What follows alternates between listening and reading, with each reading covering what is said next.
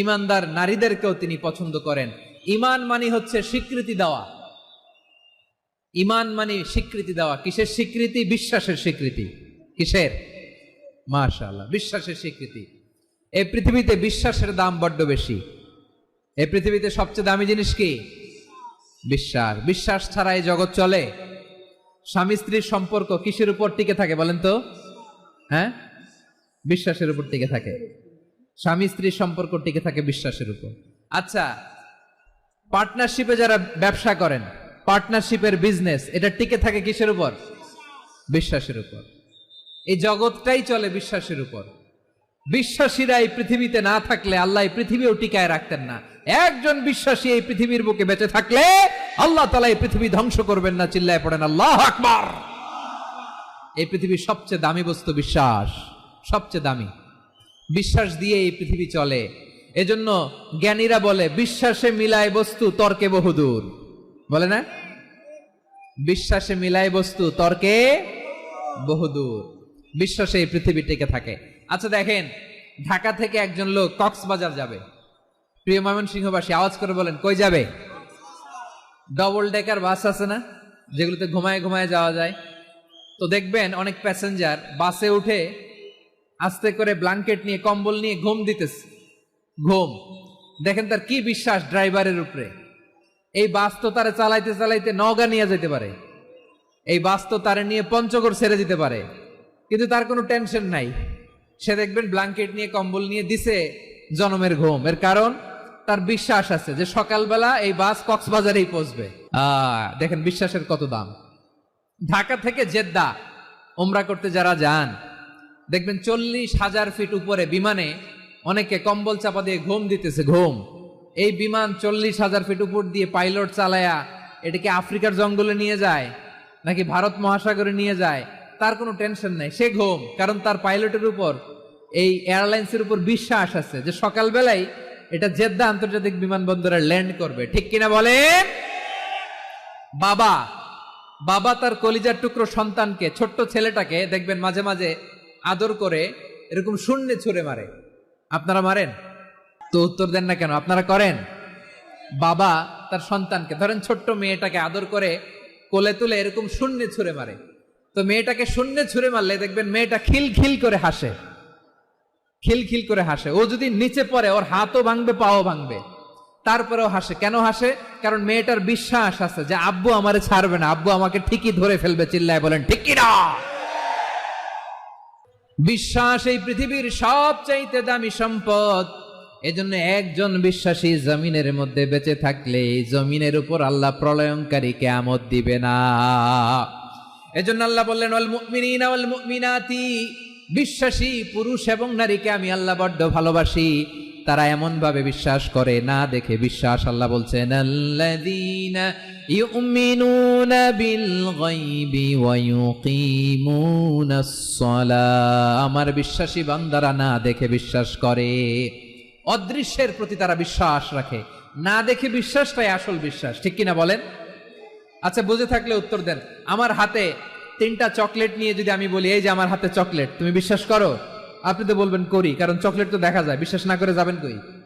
কিন্তু আপনারা না দেখায়া 3টা চকলেট এরকম মুষ্টিবদ্ধ করে পিছনের দিকে নিয়ে যদি বলি বন্ধু আমার পিছনে ডান হাতের মুঠায় কিন্তু 3টা চকলেট আছে, বিশ্বাস করো? ও না দেখেও যদি বলে বন্ধু তুই যেহেতু বলছিস বিশ্বাস করি, যদি করে এটাই আসল বিশ্বাস। না দেখে বিশ্বাস করাটাই আসল বিশ্বাস। চিৎকার করে বলেন ঠিক কিনা? এজন্য আল্লাহ বললেন না দেখে বিশ্বাস হলো আসল বিশ্বাস। অদৃশ্যের প্রতি বিশ্বাসকে বলে প্রকৃত বিশ্বাস। আল্লাযীনা ইউমিনুনা বিল গায়ব, আমার বান্দারা না দেখে আমি আল্লাহর উপর বিশ্বাস করে। এবার বিশ্বনবী বললেন 6টি মৌলিক কর্মসূচির সারমর্মের নাম যেমনি হলো ইসলাম, ঠিক তেমনি 6টি মৌলিক বিষয়ের উপর ঈমান আনার নাম হলো বিশ্বাস। সুবহানাল্লাহ বলেন। 6টা মৌলিক বিষয়ের উপর যদি আপনি বিশ্বাস রাখেন এটা হচ্ছে ঈমান। সেটা কি? সাইয়েদনা জিবরাইল বললেন ইয়া মুহাম্মদ আখবিরনি মাল ঈমান, ঈমান কারে বলে বলো। আল্লাহর নবী বললেন আন তুমিনা বিল্লাহ, আল্লাহর উপর ঈমান আনবা। কার উপর? আল্লাহ নামটা আপনাদের ভাল লাগে? আল্লাহর জিকির যে করছেন কেমন লাগে? সবাই মিলে গলা ছেড়ে আল্লাহরে ডাক দেন তো, বলেন আল্লাহ। আরো জোরে আল্লাহ, প্রাণ খুলে একসাথে ইয়া আল্লাহ। আল্লাহ নাম যতই জপি ততই মধুর লাগে, নামে এত মধু থাকে কে জানি তো আগে। আল্লাহ নাম যতই জপি, ও নাম জপে প্রিয়তম, ও নামে জপে মজনু সম, ওই নামে পাপিয়া গাহে হৃদয় গোলাপে বাগে। আল্লাহ নাম যতই জপি, সুবহানাল্লাহ বলেন। আল্লাহর নাম এত মধুমাখা নাম, এত জাদুমাখা নাম, সব নবীরা এই নামের জিকির করেছেন, সব আল্লাহর ওলিরা এই নামটি জপেছেন। এজন্য এই নাম জপলে হৃদয় শান্ত করে দেয় কে? এজন্য আওয়াজ করে আল্লাহরে আবারও ডেকে বলেন ইয়া আল্লাহ। বিশ্বনবী বললেন ঈমান মানিয়ান তুমিনা বিল্লাহ, আল্লাহর উপর ঈমান আনবা, ওয়া মালাইকাতিহি ফেরেশতাদের উপর ঈমান আনবা, ওয়া কুতুবিহি আল্লাহর পাঠানো কিতাবের উপর ঈমান আনবা, ওয়া রুসুলিহি রাসূলের উপর ঈমান আনবা, ওয়াল ইয়াউমিল আখিরি শেষ বিচারের প্রতি ঈমান আনবা, ওয়া তুমিনা বিল কদরি খাইরিহি ওয়া শাররিহি আল্লাহর দেয়া তাকদীরের উপর ঈমান আনবা। ঠিক কিনা বলেন? তাহলে এই 6টা মৌলিক বিষয়ের উপর বিশ্বাসকে বলে ঈমান। আল্লাহ ওই ঈমানদারদেরকে পছন্দ করে যাদের ঈমান এরকম মজবুত। আল্লাহ বললেন ওয়াল মুমিনিনা ওয়াল মুমিনাতি, ঈমানদার পুরুষ এবং নারীরাও আমার কাছে বড্ড প্রিয়। তাহলে আমার প্রিয় ভাইরা, ইসলাম যেমনি বুঝেছেন সারেন্ডার, ঈমান মানে হচ্ছে বিশ্বাস, বিশ্বাসের স্বীকৃতি। এই বিশ্বাস না থাকলে ওই মানুষের কোনো দাম নাই। ঈমান ছাড়া নেক আমলের কোনো দাম নাই।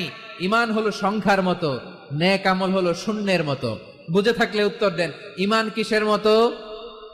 কথা বলে না, বুঝে নাই বোধহয়। ঈমান কিসের মতো? সংখ্যা। আর নেক আমল শূন্য। আচ্ছা, আপনি ঈমান আনেন না, ঈমান ছাড়া খালি নেক আমল, তাহাজ্জুদ, নামাজ, রোজা, জিকির, আজকার, এক এক ইবাদতের কারণে খালি শূন্য পাইতেছেন। শূন্য পেতে পেতে পেতে পেতে হাজারটা শূন্য। এটার কোনো দাম আছে? কথা কয় না, দাম আছে। কিন্তু আপনি ঈমান আনার পর একটা সংখ্যা পেয়ে গেলেন, এক। এবার নেক আমল করলেই একের পাশে শূন্য বসে গেলে কত হয়? 10। এবার আবার দান করলেন, আরেকটা শূন্য পাইছেন, কত হইছে? এবার আল্লাহর কোরআনের তেলাওয়াত করলেন, আরেক শূন্য, কত হইছে? এবার জিকির করলেন, আরেক শূন্য, কত হইছে? আবার ভালো কাজ করলেন, আরেক শূন্য, কত হইছে? এখন যত সৎকর্ম নেক আমল করেন, শূন্য যত বাড়ে, এটার দাম আছে না নাই? এজন্য আমার প্রিয় ভাইয়েরা, ঈমানের দাম সবচেয়ে বেশি। ঈমান হলো সফলতার মাপকাঠি। টাকা যার বেশি সে সফল নয়, এই সমাজে দাপট যার বেশি সে সফল নয়, এই সমাজে খ্যাতি যার বেশি সে সফল নয়, যার হৃদয় ঈমান আছে, বিশ্বাস আছে, সেই সফল। ঠিক কিনা? এজন্য রব্বুল আলামিন বলেন কদ আফলাহাল মুমিনুনাল্লাযীনা হুম ফি সলাতিহিম খাশিউন, সফল হয়েছে তারা, ঈমান এনেছে যারা। আমার প্রিয় ভাইয়েরা, এই ঈমান হলো সফলতার মাপকাঠি। এই ঈমান হলো বিজয়ের পূর্ব শর্ত। ইসলামের বিজয় আমরা বাংলাদেশ